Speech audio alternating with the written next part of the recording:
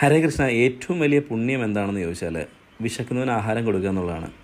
നമ്മളുടെ 1000 തെറ്റുകൾ ക്ഷമിക്കപ്പെടുമെന്നാണ് പറയുക. നമ്മൾ വിശക്കുന്ന ഒരാൾക്ക് അന്നം, ഒരു നേരത്തെ ആഹാരം ദാനം ചെയ്യുന്ന സമയത്ത്, കൊടുക്കുന്ന സമയത്ത്.